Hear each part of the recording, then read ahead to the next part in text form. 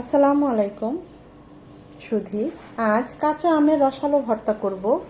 অসম্ভব মজার একদম সিম্পল। আম ভর্তা করতে জানে না বা আম ভর্তা মানে খায় নাই এমন পার্সন নেই বললেই চলে, নেই।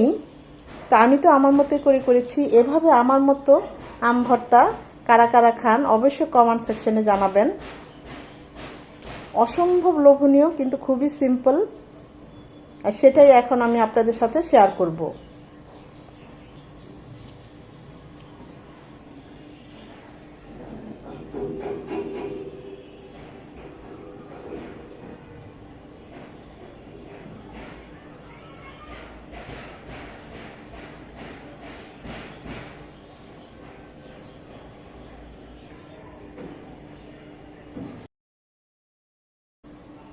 কাঁচা আমের ভর্তা করব।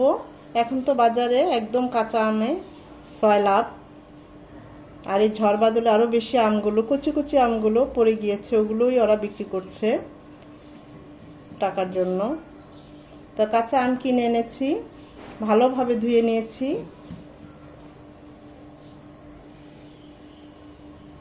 এখন এই আমগুলো একটা পিলারের সাহায্যে ছিলে নেব।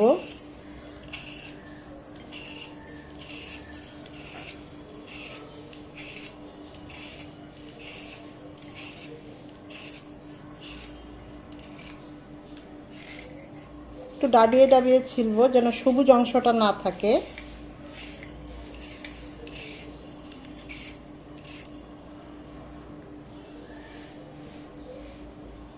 আমি গ্রেট করে নিচ্ছি। আপনারা চাইলে একদম পাতলা পাতলা করে বটি দিয়ে স্লাইস করে নিতে পারেন, আবার এভাবে গ্রেট করেও নিতে পারেন।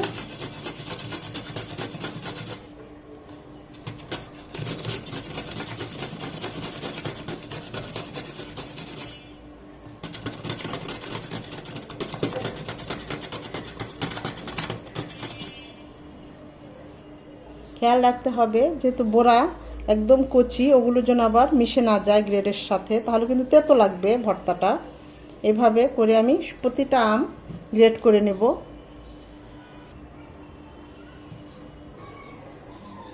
আমগুলো এভাবে গ্রেড করে নিয়েছি। এটা যত পাতলা করা যায় বা এরকম যত চিকুন করে গ্রেড করা যায়, এই আমের ভর্তাটা টেস্ট তখনই বাড়ে। এটা কাটার মধ্যেই সব টেস্ট আমি বলবো নিহিত আছে। সাথে নিয়েছি স্বাদ মতো চিনি। আমগুলো করা মানে ছোট, বেশি একটা টক না, শক্ত হয় নাই খুব একটা, তাই আমি মানে 1 টেবিল চামচ চিনি নিলাম। নিয়েছি কাঁচা পাকা কাঁচামরিচ, চাইলে যে কোনো একটাই নিতে পারেন, আবার শুকনো মরিচ নিতে পারেন বা চিলি ফ্লেক্স নিতে পারেন। তবে এই আম ভর্তায় কাঁচামরিচটা নিলেই সবচেয়ে বেশি টেস্ট আসে। নিয়েছি স্বাদ মতো বিট লবণ, সাদা লবণ। এখানে আর কিছুই যাবে না, চাইলে কাসুন্দও দিতে পারেন। তবে আমি বলবো এই কাঁচা আমের ভর্তাটায় কাসুন্দ না দিয়ে ঠিক একদম সিম্পল এভাবে একটু ভর্তাটা করে খাবেন, দেখবেন অসম্ভব ভালো লাগবে। ঝালটা যে যেমন পছন্দ করেন ওই অনুযায়ী দিবেন, তবে খুব বেশি ঝাল হলে আবার ভালো লাগে না।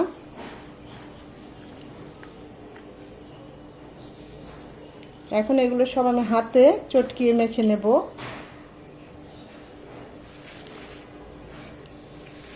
চেষ্টা করবেন বিট লবণটা দিতে, এতে টেস্ট খুব ভালো আসে। হাত দিয়ে একদম ভালোভাবে চটকিয়ে চিনিটা আর আমটা রসটা বের করে নেবেন। কাঁচামরিচের ফ্লেভারটাও বের হয়ে যাবে এই মাখানোর ফলে।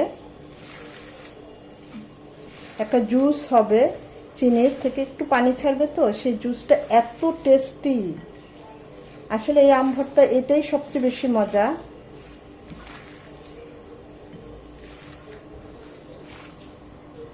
এভাবে দেখবেন মেখে নিতে নিতে চিনি থেকে রসটা বের হয়ে যাবে, এখানে কাঁচামরিচের ফ্লেভারটা বের হয়ে আসবে, কাঁচা আমের ফ্লেভারটা বের হয়ে আসবে, লবণ আর চিনির টেস্টটাও বের হয়ে আসবে।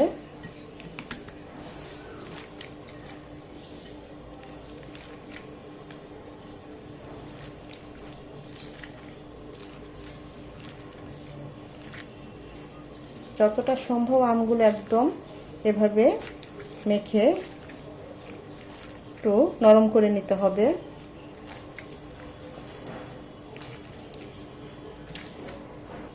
চিনিগুলো গলে একদম আমের সাথে মিশে যাবে।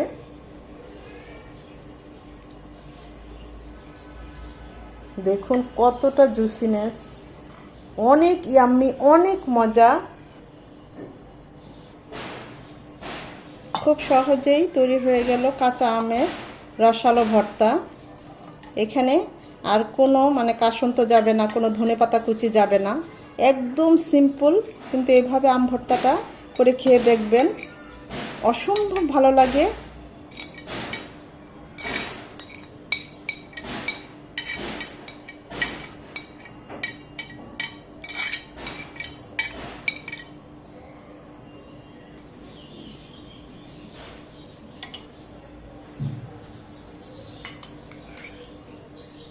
এই যে দেখেন জুসটা, এটা কিন্তু শুধু চিনির জুস না, কাঁচা আমের ফ্লেভার, টক সব কিছু এটাতে মিশে আছে।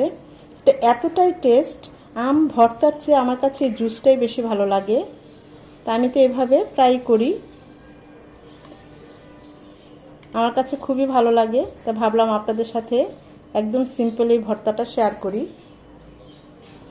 আশা করি ভিডিওটা ভালো লেগেছে, আর যদি ভালো লেগে থাকে অবশ্যই লাইক কমেন্ট শেয়ার করে দিবেন। দেখুন কতটা ইয়াম্মি হয়েছে।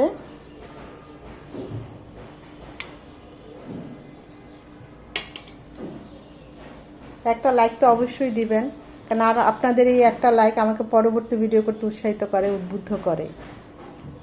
সময় নিয়ে, ধৈর্য নিয়ে যারা এতক্ষণ ভিডিওটা দেখেছেন তাদের সবাইকে আন্তরিকভাবে ধন্যবাদ।